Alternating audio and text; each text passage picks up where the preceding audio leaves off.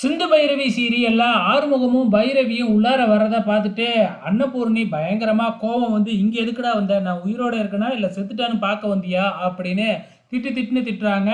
உன்னையெல்லாம் எவ்வளோ முறை சொல்லியாச்சு, நீ சத்தியம் பண்ணி எல்லா சத்தியத்தையும் மீறிட்ட, இதை மட்டும் நீ செய்யாமையா இருப்ப அப்படின்னு சொல்லிட்டு ஆறுமுகத்தை நம்பவே மாட்டேங்கிறாங்க அன்னபூர்ணி.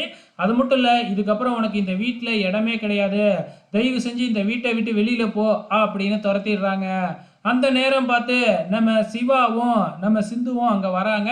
அவங்களுக்கு என்ன நடந்தது அப்படிங்கிறதே தெரியாது இல்லையா, அதுக்கப்புறம் தான் விஷயத்தை தெரிஞ்சுக்கிறாங்க.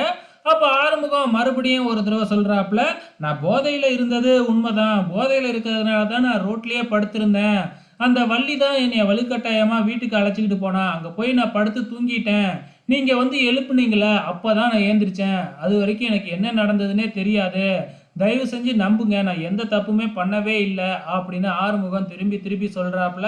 அதான் அண்ணன் சொல்லுதில்ல, கண்டிப்பாக அண்ணன் தப்பு பண்ணியிருக்காது அப்படின்னு சிவாவும் சிந்துவும் வந்து பார்த்தீங்கன்னா நம்ம ஆறுமுகத்துக்கு சப்போர்ட் பண்ணுறாங்க.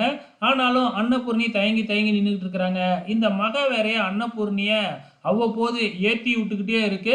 ஸோ இவங்கெல்லாம் பேசுகிறத பார்த்துட்டு நம்ம ஆறுமுகம், சரி நீங்கள் என்னை நம்பலை, நான் வெளியிலேயே போய்க்கிறேன் அப்படின்னு சொல்லிட்டு வீட்டை விட்டு கிளம்புறாப்புல. அப்போ பைரவி வந்து பார்த்தீங்கன்னா ஆறுமுகத்தை தடுத்து நிப்பாட்டி, ஆறுமுகம் தான் இவ்வளோ தூரம் சொல்கிறாருல, அவர் எந்த தப்புமே பண்ணவே இல்லைன்னு, நானும் ஆறுமுகத்தை நம்புகிறேன், ஆறுமுகம் உங்கள் புள்ள கண்டிப்பாக இப்படி ஒரு தப்பை பண்ணியிருக்கவே மாட்டார், இப்போ நீங்கள் வெளியில் அனுப்புனீங்க அப்படின்னா ஆறுமுகம் உண்மையாலுமே தப்பு பண்ண மாதிரிலாம் எல்லாம் நினைப்பாங்க, அதனால் ஆறுமுகம் இங்கே தான் இருக்கணும், கூடிய சீக்கிரமே ஆறுமுகத்து மேலே எந்த தப்புமே இல்லைன்னு அவர் நிரூபிப்பார் அப்படின்னு நம்ம பைரவி சொல்லிக்கிட்டு இருக்கிறாங்க.